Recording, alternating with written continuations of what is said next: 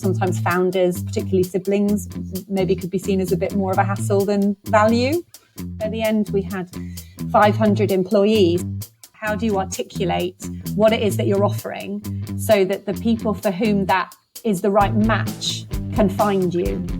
So there are plenty of funeral directors who will not have their own physical space to care for the person who's died. Really tempting to think of funeral care as radically different, but it's not. This is the Leeds Business Podcast, and I'm your host, Phil Fraser. This week, we speak to Sarah Jones, founder of Full Circle Funerals. Sarah tells us all about the growth and amazing sale of her first business, the post-sale emotions after you've sold, the launch only 9 months later of her second business, and why she picked the funeral industry to work in. Plus, she tells us what it's like to work with your brother. Could you work with your sibling? There's also a great how-to on selecting your next business coach or mentor. Before we start, I have one simple request. Please hit the follow or subscribe button on the app that you're listening on. That's it. Thank you. Okay, so let's get into what is a really fascinating episode on a seldom discussed topic, funerals. On today's Leeds Business Podcast, we have Sarah Jones, founder of Full Circle Funerals. Hi, Sarah. Hi, Phil. Hi, thanks for having me. It's great to have you here. Now, Sarah, you started as a medic and then went into adult residential services. How did that sort of switch come about? Oh gosh, that's a great question. So I was working, I was doing surgery. I was training to be a transplant surgeon, and I just sort of knew that wasn't what I should be doing. Which I just had a really strong sense that it wasn't the right career for me long term. And I then, so I called my dad, which is, what all grown-ups do when they don't know what to do, and said, so I don't think I want to do this anymore. What shall I do now? And he said, well, it took some time, but now that you've had your epiphany and you've realized you need to go and find something else good to do. And I realized that, so my family, my mum's from Holland, and in Holland they have quite a different way of supporting adults with learning difficulties. They have a sort of cultural difference in terms of how they want to support adults with learning difficulties in society, and it's a much more sort of integrated way of being. So I'd very much appreciated what I had seen in Holland, and I wanted to create a service for adults with learning difficulties that was as therapeutic as possible and a safe space, and I guess modelling the kind of Dutch principles of how to care for people. Okay. And what are the main differences? So in Holland, there's a sort of slightly different way of doing it, where adults with learning difficulties are very much live in the community. And there's a lot of infrastructure and support that means that those individuals all have a way to contribute positively and have a real kind of role in society and have a really important place. And there are less structural barriers than my perception is than we have in the UK. And I guess that will come at every level, won't there, in terms of the opportunities, but also in Holland, you would just expect to be in a restaurant or a cafe or be out and about and be supported by someone with a learning difficulty. It's just kind of what that is seen as a really positive, usual thing. People wouldn't think twice about it. Whereas I think in the UK, I think there's more of that now, but certainly when I opened or started working in care services for adults with learning difficulties, that was really quite unusual. I think there's been a really positive shift now that hopefully we'll see much more of. But yeah, so that was my motivation, I guess, and drive to go and do that. And was that setting up a business on your own, or was that joining an existing business? No, so that was a business with my big brother. So we and that was a new business. And we then grew that organically over the course of 7 years. But yes, so that was, and we only grew organically. We didn't acquire or grow that way. We always just opened our own new services. And by the end we had a good number of residential services, and we had a supported living service, and we had an assessment and treatment unit for adults with learning difficulties. So we were supporting quite a complex client group, hopefully in a way that was more akin to what we were used to, I guess, from our family in Holland. Lots of people in our family in Holland work in residential services for adults with learning difficulties. So it kind of felt like it was sort of part of where we had come from. Okay. Now, you dropped something in there. I've spoken to a number of people who are sort of husbands and wife teams working with your brother. What were the dynamics of that like? Because I'm not sure I could work with my brother or my sister. Okay. So it was brilliant. So he is a bit older than me. He comes and he was an accountant and then worked in corporate finance. And I very much came from kind of clinical people care medicine. So it was sort of the perfect complementary pair, I guess. And it worked really well. I mean, I think it was probably interesting and colourful for people around us at times, because I guess you don't hold back in the same way. I think the thing for me that was, we definitely have very complementary skill sets. We would definitely see things very differently. So that diversity that everybody is striving for in their board, we just have it because we're just quite different. And so that worked really well. And ultimately, I think with your sibling, you kind of know that you'll work it out in the end.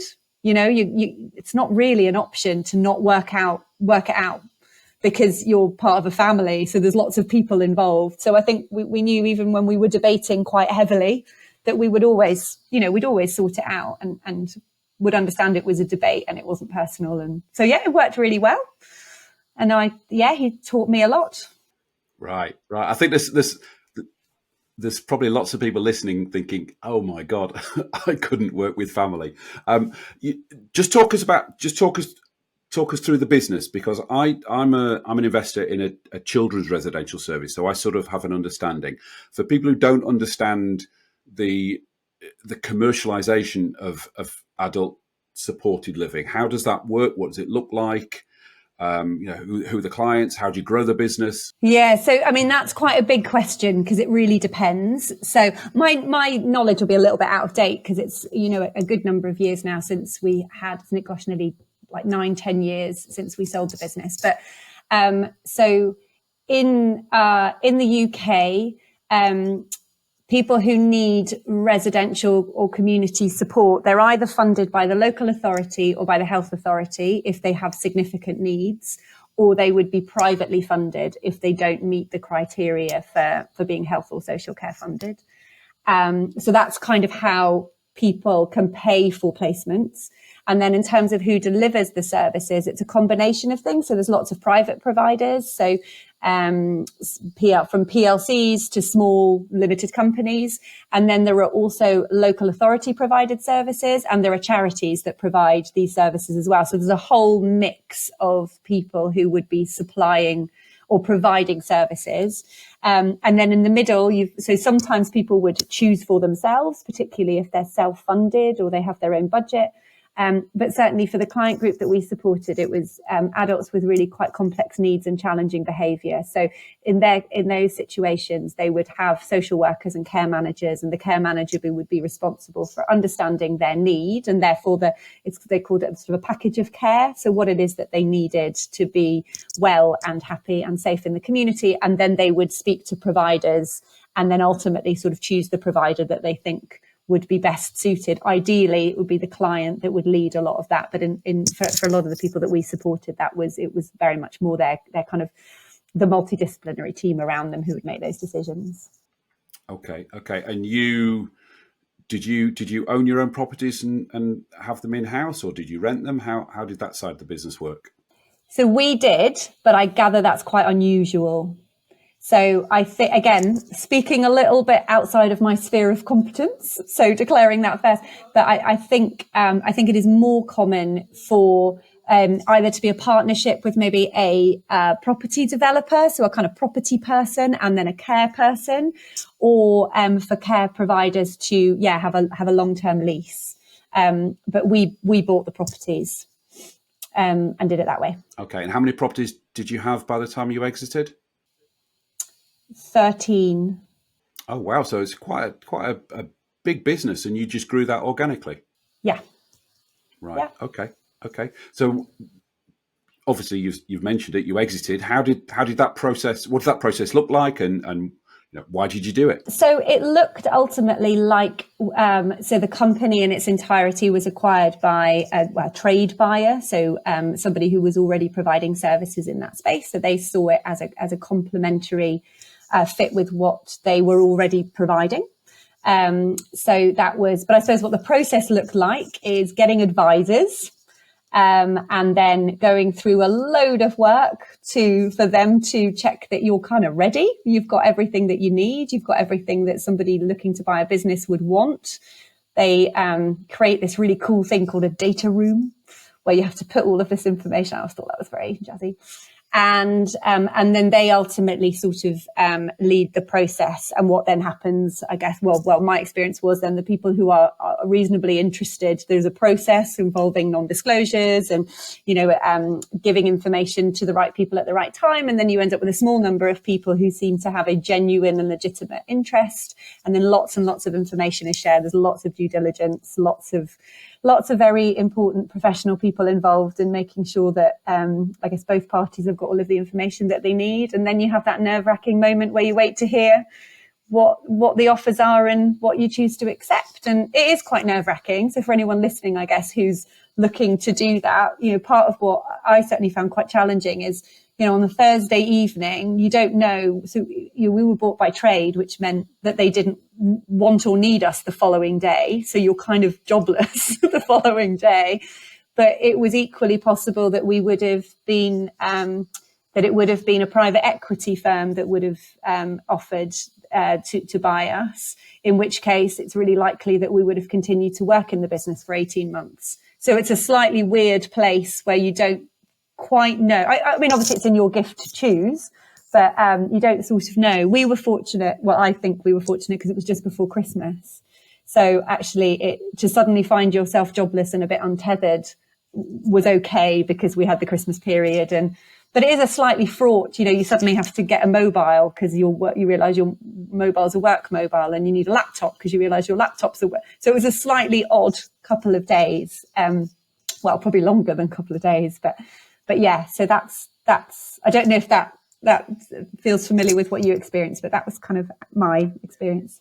Yeah. I mean, I've exited as well. So you proactively put the business on the market, and why did you do that?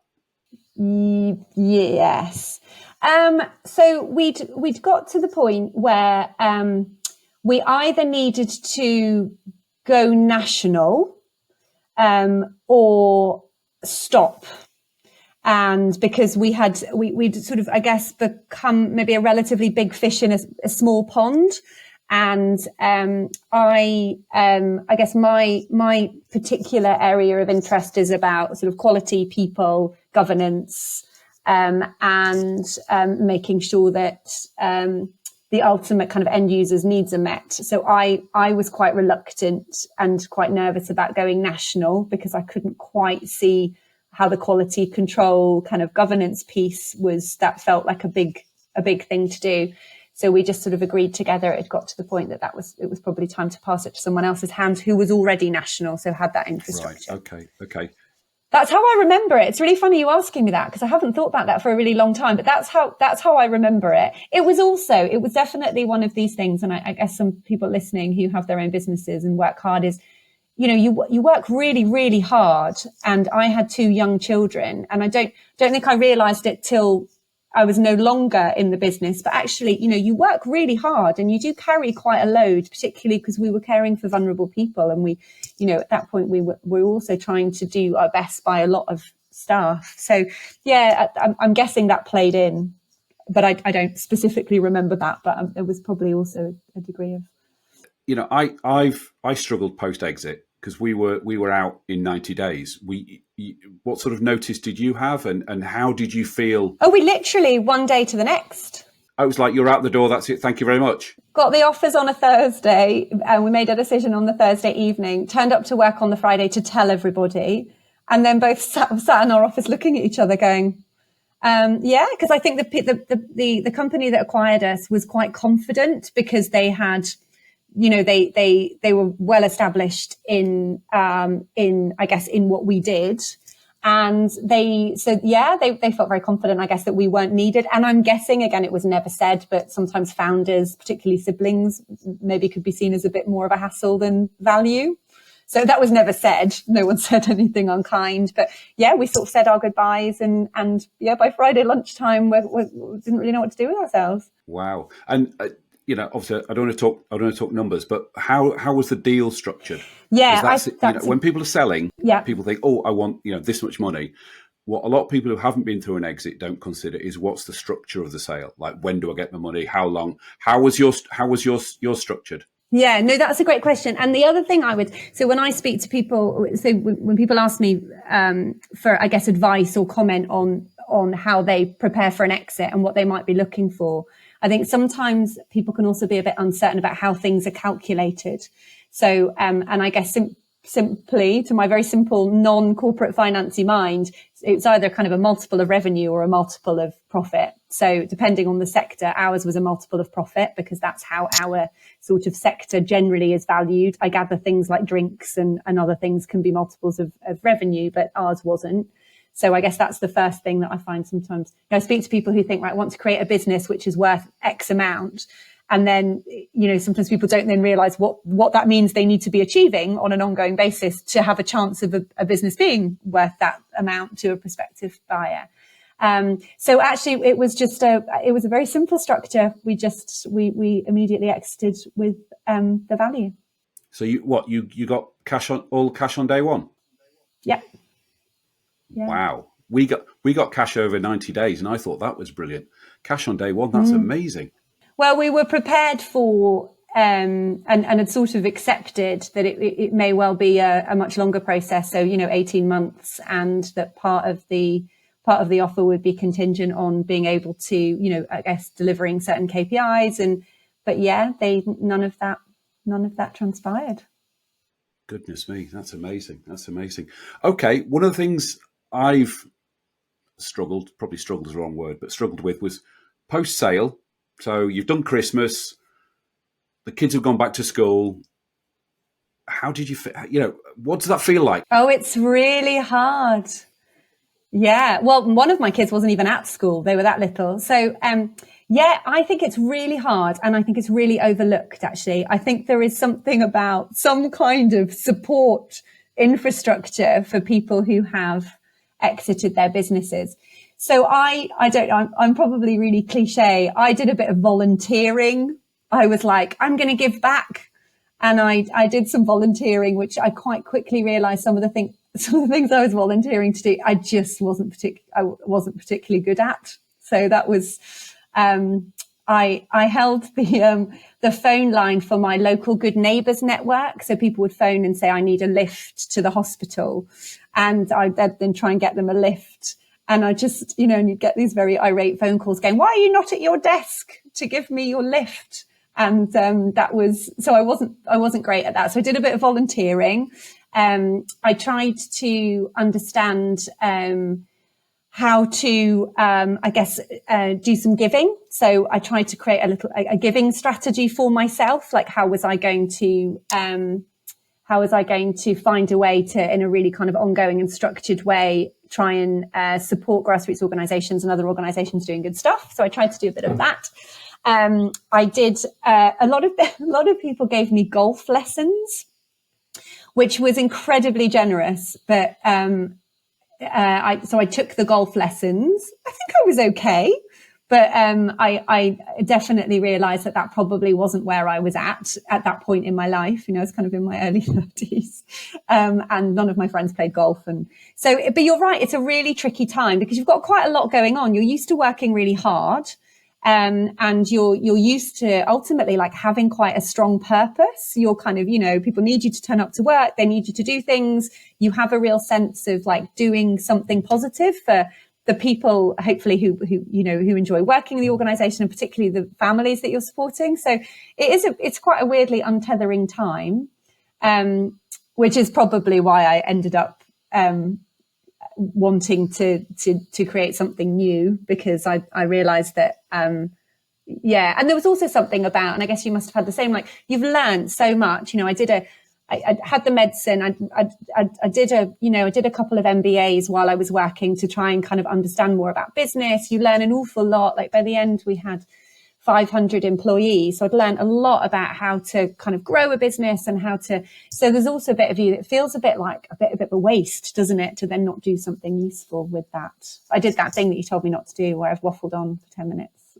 And I can't even remember your question. No, that's not waffling on. And you're right. And I've spoken to a couple of people on here who've talked about post-exit and, gone down to even simple things like, Jonathan Straight, who was on a few episodes ago, said, I've worn a suit for like 20 years. I don't know what to wear. It's sometimes it's as simple as that. Yeah. Yeah. That you lose part of your identity. Like you're Sarah Jones from Woodley. This is who you are. And then suddenly you're not. Yeah. And it's like, well, what do I do next? So how long did it take once you'd given up on the golf and everything else that you said, right, I've got to jump back into the frying pan? So probably, I would say 9 months before I started thinking, right, what would I like to do next? Wow. Is that wow? Because it's long or short? Wow, because that's short. That's like really that. A lot of people go, right, give me a couple of years. Do the holiday, do the beach, do all that sort of thing. 9 months. That's quick. But I do suspect they feel like the difference, of course, for me at that point was I had 2 really young children.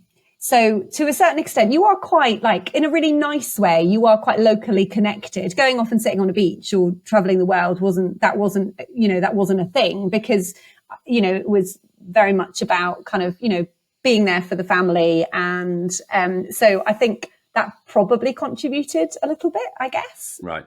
Maybe my good old fashioned NHS like service kind of thing kicked in. I don't know. But yeah, so then I started thinking what might I like to do next? What might be of value and might I be good at and might I like to do? Okay. So you've sold the business. You've obviously got a big pile of cash sitting there. You can do whatever you want. And you decided to go into funeral care. Funerals. Yeah. Funerals. So of all the things you could pick, why did you pick funeral care? So I'd always felt that funerals were really important. And I'd always felt that like it was something that it's a really important ritual and it's a really important extension of health and social care. And I wanted to take everything that I'd learnt about care and about creating something that hopefully has a social value to the people that you support. And I wanted to apply that into funeral care. And when you look back, there's always a couple of little things, aren't there, that lead you down a certain path. And I remember one particular conversation with a friend who said, she'd had to arrange her father's funeral. And she said, she sat in the funeral. I was there actually because I went to support her. And she came out and she said, I know that I arranged that. I know that I made those decisions because I recognize I was the person in the room. I do not know how I ended up with that. That did not reflect him. And it just didn't work. But I know that I made those choices. And that, when things really land and you think, yeah, I wonder if that's quite common. So I started sort of looking, I did a bit of secret shopping, and I spoke to, a couple of funeral directors, down south, and I spoke to, some people who led organizations trying to advocate for better services within funeral care. And I got a sense that actually this was something that I wanted to do. And I wanted to take, a care-based approach, which is about humans and relationships and connection, and wanted to bring that into funeral care. And that's Full Circle was born. Was there anything else you considered, or was it just funeral care? Were there any other options you thought I might go into this or I might go into that? Oh gosh, loads of things. I think at some point I considered clip and climb. I definitely considered things that were very much allied. So things like children's services, fostering service, things that would be a really natural kind of very similar, I guess, to what I had done before, but for a different client group. And I sort of concluded that actually that would probably feel like I was almost just trying to relive what I'd already done. And I felt like actually I wanted to do something different. I'm sure there are some other ridiculous things that I considered that I can't even remember. I definitely clip and climb before there was one locally. And I think some other more kind of adventure-y based things. So yeah, all sorts of things. Right. Okay. Before we get into how we launched the funeral care company, I need to talk to our listeners and viewers about Leeds Business Podcast Fair Deal. The Leeds Business Podcast Fair Deal has two sides to it. My side of it is I bring you every week, totally free of charge, inspirational, motivational and fascinating guests like Sarah, totally free. And you, listener and viewer, you have two things to do on your side of the Leeds Business Podcast Fair Deal. Part number one is I need you to recommend this podcast to one other person that you feel will get a benefit from it. And part number two, I'd like you to write a review on the Apple Podcasts app or at podchaser.com. So that's the Leeds Business Podcast Fair Deal. Sounds like a fair deal, Sarah? Sounds like a fair deal. Sarah says it's a fair deal, so you've got to do it. So we've got rid of clip and climb, and we've got rid of the children's services, and we've decided on funerals. So what did you do? How did you put a business plan together? How did it all come about? How did you start? Just blank piece of paper. Sarah's decided funerals. What happens next? So loads and loads of research from and a lot of my research was like, what does good look like? If I'm going to do this and I want to create something which I think delivers real value and is meaningful and has a real purpose and impact, like what does that look like? Which is actually really hard in funeral care because funeral care is completely unregulated. There is no standard. There is no code. There is no guidance about what good looks like, which I found really hard. So lots of people will say actually not having regulation or a code of practice, having them is a barrier to entry. Actually, whereas I experienced the opposite, because having come from a heavily regulated environment, if you want to open up a care home, you pick up the manual and the manual tells you what you have to have in order to have a good care home. So I actually found it really difficult to not have that.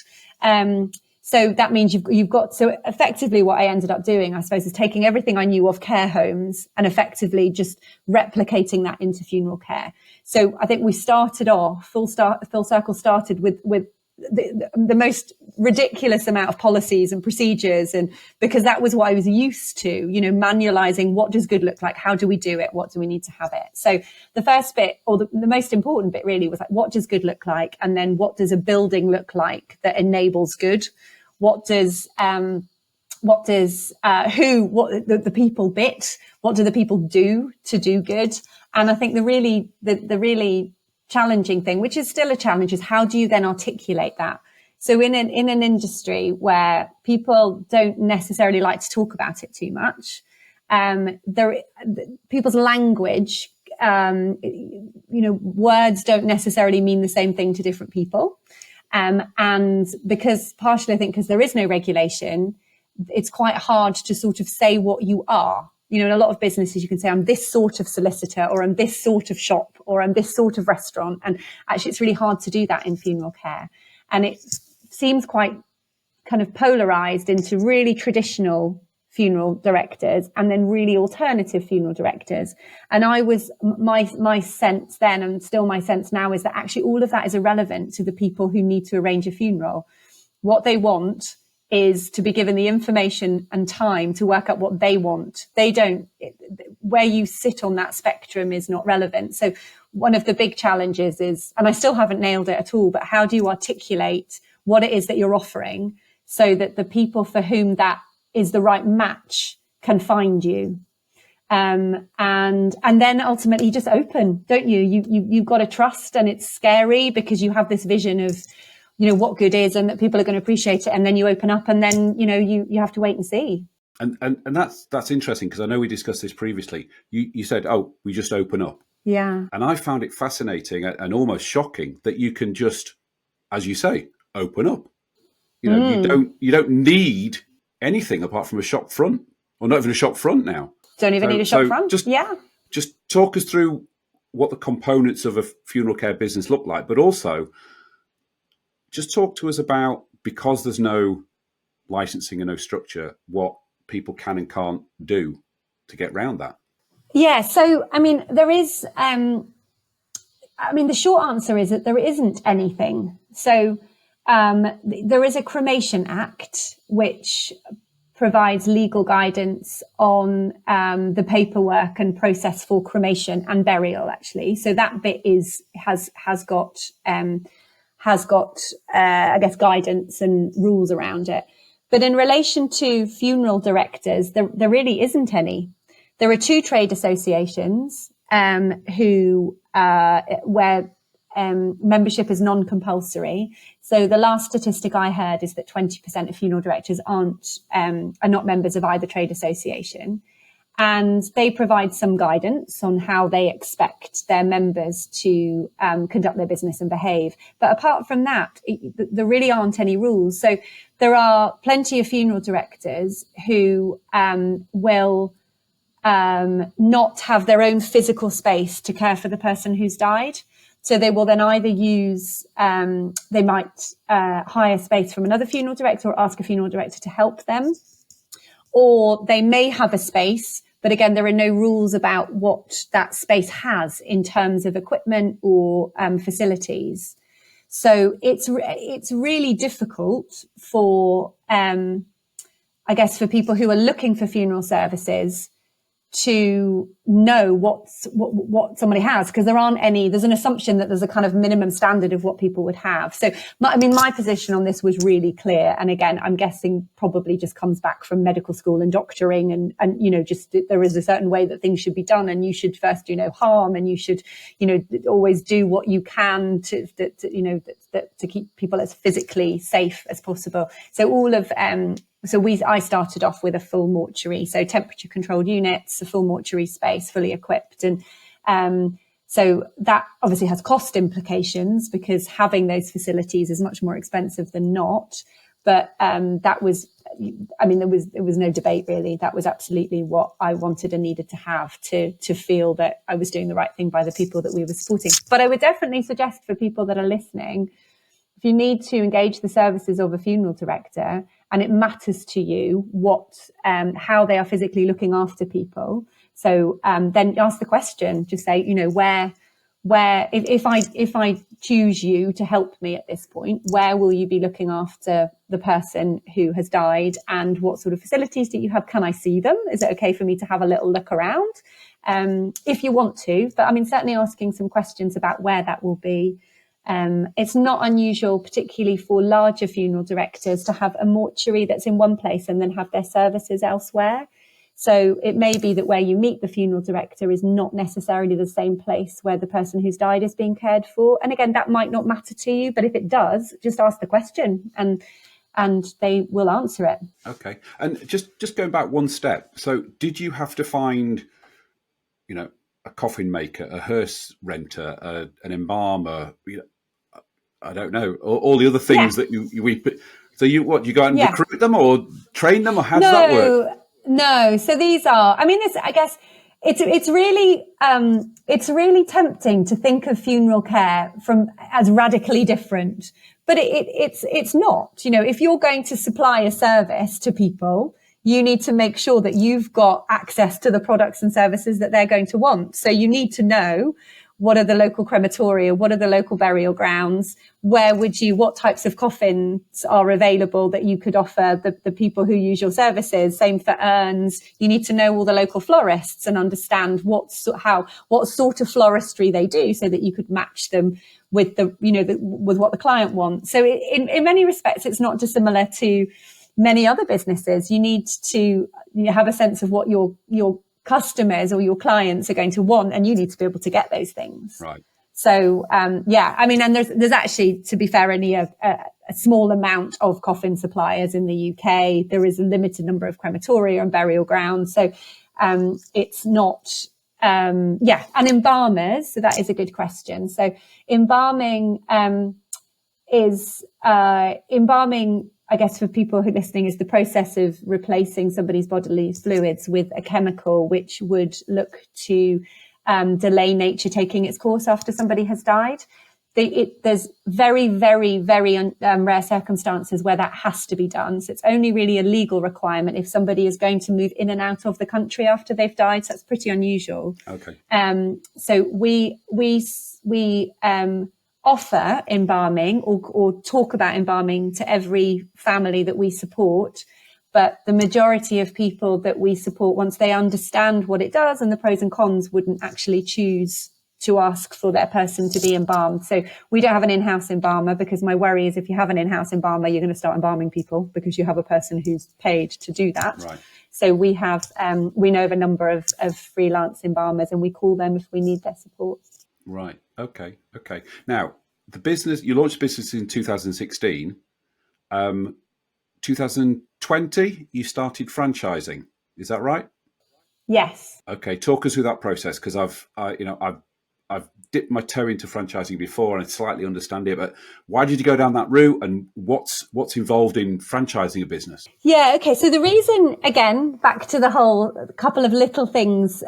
So quite early on, a family that I supported, the gentleman said, I live in Hong Kong. If you ever know proper franchise, I'd love to open a full circle in Hong Kong. And, and you're like, yeah, ha ha. And then you kind of, but a little seed is sown. And then a few other people I'd supported made similar comments about, gosh, I wish we had one of these where I live, or gosh, I would really love to do this, but I live in X place. And then I get a lot of inbound messages from people saying, I'd really like to be in funeral care. What you're doing really resonates. I like how you're trying to do is how I would like to do it, but I can't really find a way in. I don't really want to start on my own. And the local funeral services don't feel like they're the right kind of places. I also get contacted quite a lot by professional people. So people who maybe don't necessarily want to go and work as a funeral arranger for a funeral director somewhere. They're kind of people who would want to do their own thing. And these people are brilliant. And I just had a really strong sense that actually these are exactly the sorts of people who we want to be working in funeral care. These are the sorts of people who are looking at becoming a funeral director and thinking, this is something I'd find really meaningful, really important, and I could do a really good job at. And they were doing it for all the right reasons, but they didn't really have a way in. I had no intention of opening my own services outside of Yorkshire for probably the same reasons I described before. I want to be able to drive to them, look at them, and convince myself that they are doing, the absolute best by people. So this was the way, I guess, to reduce the barriers to entry for people who wanted to become funeral directors but didn't want to do it on their own. I guess it was there isn't franchises in funeral care are quite unusual. There's one really big one kind of internationally, but there's not really an established franchise within the UK. So I went down to the franchise exhibition to have a little look around because I didn't really know very much about it. Met a franchise consultant there who we then spent a lot of time kind of talking, so I understood what it involved, and then decided to sort of work out what that would then look like for us, and then launched it. It's still very fledgling because we launched the franchise and then we went into the pandemic. So I paused because I guess if we remember back to those days, it didn't feel responsible or appropriate to be encouraging anybody to make any big decisions about their careers or entering funeral care when we're in a pandemic and we had no sense of how things were going to pan out. So pause, and we've only just really started kind of recruiting again to see if there's people who are interested. Okay.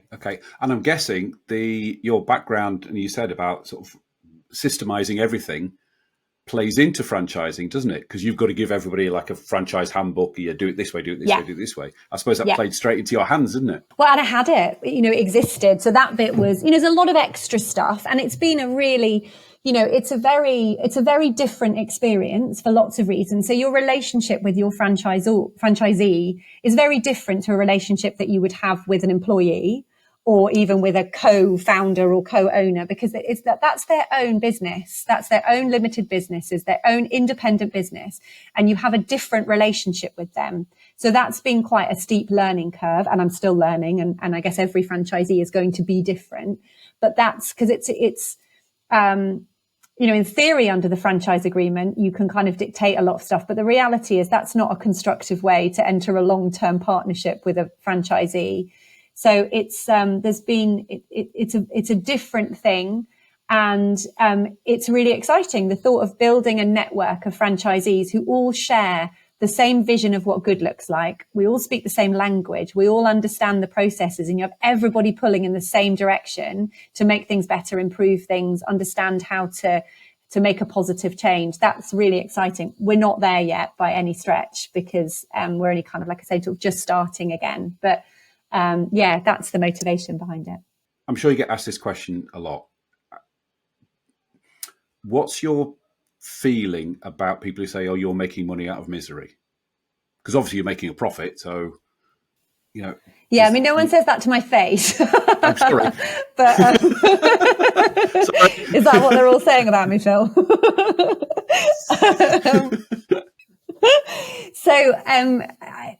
No, well, it's something I had to think about, but it's the same when I moved to the NHS and went into, supporting people in the community outside of working for a National Health Service and doing that as an independent provider. So, I guess my response to myself is that in the UK, funeral care is delivered by business. That is how it's structured and framed in the UK. So I see my responsibility as delivering a really, really good quality, transparent service where people are getting good value for money. And that and I'm really keen to make sure that the people who use our services, we are the right match for them. In the same way that, if you're making other choices in your life, you try and find the person who's most likely to meet your needs. So I guess my short answer is, I understand it's sensitive, but my answer to that is that it's a really important service, in my opinion. And I think it can make a difference to people if they get the right support at that time, particularly if it's been very challenging leading up to it. So I guess what I focus on is making sure that we do that in the best possible way, and that with each and every interaction, I can leave thinking, do you know what, we delivered the best possible support in that situation, and people got value for money and a positive experience despite it being a really challenging time. But yeah, if society decides that funeral care should be delivered by cooperatives or by charities, then, I mean, that's how they do it in other countries. That's fine by me. Yeah. But as it stands, that's not how funeral care is delivered in the UK. Yeah. Yeah. Okay. Just one final question. Obviously, Full Circle is your second business. How do you think Sarah, the founder of the first business, compares to Sarah, the founder of the second business? I would say very different, particularly, it's probably a general aging thing, isn't it? You just become a lot clearer what you're about and what your values are and what's important to you. I guess second time round as well, you're going into it quite differently. So I went into second time starting Full Circle with some colleagues that started with me, which would not have been, I guess, from a business plan perspective, was an additional risk, because I was taking on overheads, I guess, at a time where, it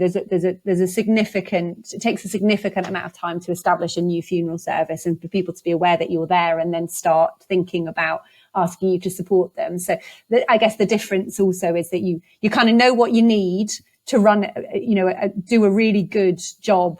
And I was probably quicker and more confident about getting those people in to help me and get on and do it. Right. But I knew it was a real difference. I knew nothing about B2C as the other thing. My previous in residential services, it was very much about,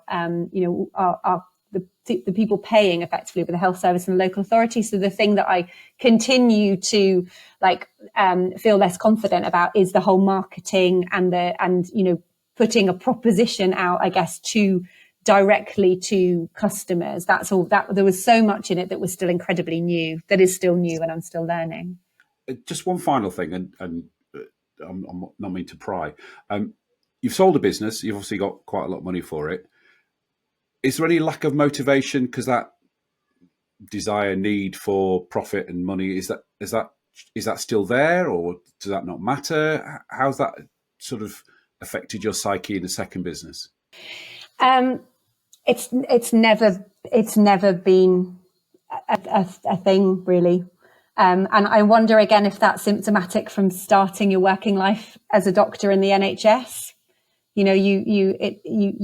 It's never been, the things that are important to me are doing something which I think is doing some good to the people who are using the service. Also beyond that, trying to have being part of a business for good type movement. So seeing that actually we need to be part of the change that we need to see in the world. So it hasn't made, which is probably a really annoying answer, but that's never been my reason for being or getting up and going to work. But maybe that's just because I've had the luxury of, you come straight out of medical school and you get straight into a job. And then, so I wonder if that's part of, but yeah, no, absolutely hasn't been. And I don't think will ever be, really. Okay. No problem. Was that a problem for you, Phil? Was that a little bit? Yeah. Yeah. It wasn't. Yeah, I think it's common. It wasn't the driver, but what it does is I feel it takes the edge off the drive, if that makes sense. There's that extra 10% of, I'm going to do an extra hour, I'm going to work at the weekend, or I'm going to travel down to London. Sometimes it just takes the edge off a little bit. And I find with working with clients that sometimes you have to dig to where the motivation is. And it's very, very rarely money, but money does have a little edge to it, and I think sometimes that can be taken off. It is interesting because I'm setting up an EMI scheme so that others in the organisation can benefit from their hard work, and how much they have contributed to it being what it is and continue to contribute. And it is interesting because that does change it a little bit for me, because now it's about actually, hang on, how do they get rewarded? So that's been an interesting shift. It's not a motivator for me, but I am now having to kind of rethink, well, hang on, there are now other people who are working really hard at this, and it would be appropriate and right for them to also, be rewarded for that. So that's been an interesting, I suppose that's been an interesting insight for me to think actually putting in the EMI scheme almost motivates me to think about that more. Yeah. So you've now got an outside motivator because you've got other people who are relying on you. Yeah, I get that. Okay. Every week we ask our guests to give us a how-to. So, Sarah, tell us what your how-to is going to be and tell us how to do it. Okay, right. So my how-to is, I've chosen this because it comes up a lot. So I do a bit of coaching and mentoring and a bit of business advisory type stuff, and this comes up a lot. So it's how to get the support that you need as a business at the right stage and the right time for you. Okay. Because I think it's a minefield for people to work out. They know they need something. So my how-to is, first of all, you've got to identify what you need. And I think there's two bits to that. So one of them is thinking about what stage you are at. Are you a startup? Are you growing? Or are you mature? So just sit and recognize the stage that you're at. And the second bit to that is working out what you need. Do you need a specific skill or knowledge set, or is it more general support that you want? So that's number one, identify needs. Second bit is define what you want that person to do. So what role is it you're looking for? Is it a strategic thing? Is it an operational thing? Is it actually about networking? Do you want someone who's going to introduce you to people? Is it some specialized knowledge? Like, what is it that you actually want from somebody and need? Third thing is then go to your network, ask around, ask people, do they know anybody who can help with this sort of thing? So try and get some introductions and recommendations once you're clear what you're looking for. So it might be, I'm a startup and my business critical for me is that I need somebody who has a specialist knowledge in marketing versus I need a general business mentor because everything feels like I need to give it a little bit more attention. So be clear what you want. Fourth is, really check out their credentials. So I think it can be tempting to just be kind of overawed by people who generally just seem to have done amazing things. But actually, my advice would be actually really check out their credentials. What is it that they have done? And what role did they play in it? And what is their track record, not just in business, but also as an advisor or as a mentor or as a coach, because it is different doing it yourself versus supporting somebody else to do it. Then meet with them and have a coffee, because chemistry is really important. And if you've got to be aligned in your values, in how you communicate, in what you're trying to do, you've got to genuinely feel like you are going to find a really quick and constructive way to work together. So have a bit of a chemistry meeting. And then huge bit is make sure that your expectations are super clear. So agree from the outset what it is that you would like this person to do and what their goals are, what you're expecting them to deliver, how often you're expecting to meet with them. Are there meetings you're expecting them to come to? Are you expecting them to do anything operational? Do you want them to come to meetings? Do you want them to come to clients? Be super clear what you want. And if it's that you want their little black book, tell them that that's what you want, because that's the moment that they can say to you, yes, I will do these things, or actually, do you know what? No, I can't do those things. And you want to know then. And then the final bit is you've got to continually evaluate. And that is really important. And you can only do that if you have set out from the start what good looks like. And don't feel like this person is doing you a favor. They are not. You need something, and you are entering a professional relationship with this person, which you are potentially paying for. So they are not doing you a favor. They are providing you with a service, and you are fully entitled to feel that you're getting good value for money. Some brilliant tips there, Sarah. Absolutely brilliant. And, you know, I know you do a bit of mentoring, a bit of consulting. So if you were to identify your ideal client, what would they look like? Oh, gosh. So, I guess the people who I think I tend to deliver the most value for are founders or business owners who are either starting out or are looking for growth. So they have either a problem or a growth opportunity. I guess having previously worked with family in, I guess, what ultimately then is a family business, I have found that's also quite helpful, because sometimes that means I can kind of understand a perspective that might be hard to see if you haven't been in that situation. So that's, but I'm pretty sector agnostic, because in some respects, I think it's quite helpful to not necessarily know a massive amount about the sector, because the point is that you can ask good questions and maybe feed in things that you know or understand about other sectors. So, interestingly, I tend to support people in tech, and I'm terrible at tech. As you saw at the start of this, I couldn't even get on without crashing. So, and initially I was quite nervous about that, and I probably overhammed it a bit to the person saying, oh, I don't know anything about tech. And actually that's worked really well, because if they can't explain it to me, then there's probably something wrong in how they're doing things, or how so actually that's worked quite well. Okay. So if you are listening and you fit Sarah's ideal client, you can give her a shout. There will be contact details in the show notes. Let me take the opportunity to plug me as well. So my ideal I thought client, this would work well. Yes. my ideal client will be SME business between 3 and 12 employees in a growth stage, particularly the business owner who is feeling, as I call it, lonely at the top. So you talked about generalists. You know, I'm a generalist. I'm there for that person who's sitting there going, as we all have when we run businesses, shit, I don't know what I'm doing. I'm making it up as I go along. Because sometimes you just need somebody to sit down with and go, hey, Phil, hey, Sarah, I've got this idea. Just listen to me. Does it sound stupid? And you and I can both prod and poke and ask the right questions. So have you considered this? Have you considered that? Have you considered the other? And it's interesting you say about being sector agnostic. It's amazing how the same problems come up all the time for small businesses, irrelevant of the sector. But also by being sector agnostic, you can ask the question, why do you do it like that? Because if you're in the sector, you know why you do it like that, because that's the way you do it in the sector. If you're not in the sector, you look at things, you go, why are you doing it like that? And they go, well, you know, and they can look at alternatives. So, yeah, if anybody wants a get to know you coffee with me, my contact details are in the show notes as well. We can arm wrestle, Phil. You can get in touch with both of us, and then we'll arm wrestle now. Absolutely. Go to Phil. Go to Phil.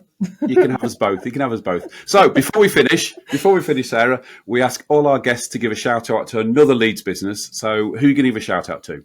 Well, I'm going to give out two, if that's okay. So the first one is to a fabulous, oh yeah, no, you can let me, I'll be quick. Fabulous young man called Mo from MLA Performance. He does he's fabulous. He's a rugby player. But what he does is he's hugely passionate about strength and conditioning training, and he offers corporate programs for particularly businesses that have gyms or have an access to gyms. And he runs these amazing programs for the employees in the business. And the results that he gets are super from a kind of team building perspective, from like health and well-being within the team. And he's just a fabulous, fabulous gentleman. So yes, we can put his details on, because I feel like I haven't done that bit very well, can't we? Yes. His details will be in the show notes. Okay, who's the second person? I want to give a shout out to Emma Harvey from Candid HR. So Emma is a fabulous HR consultant, and she does all of the usual stuff, but she is particularly good when a founder or a business has a proper problem, and she is incredibly pragmatic. She gets straight to understanding the problem and giving really practical solutions. So if you have any HR problems or needs, and she's one of these people who just gives up her time and her knowledge freely and openly, and just trusts that the universe will she doesn't hold back. She helps anybody who needs her help, and she's fabulous. So Candid HR, Emma Harvey. And her details will also be in the show notes. Sarah, it's been absolutely fascinating. We could have gone on forever and ever and ever, but thank you very much indeed. Thank you. Thanks for listening to this episode. I hope you found it interesting, inspiring, and of use. To make sure you don't miss out on any future episodes, please subscribe to the show. Go on, do it now. Do it now before you go off and do something else. Thank you. Much appreciated. Oh, and don't forget our fair deal. See you next week.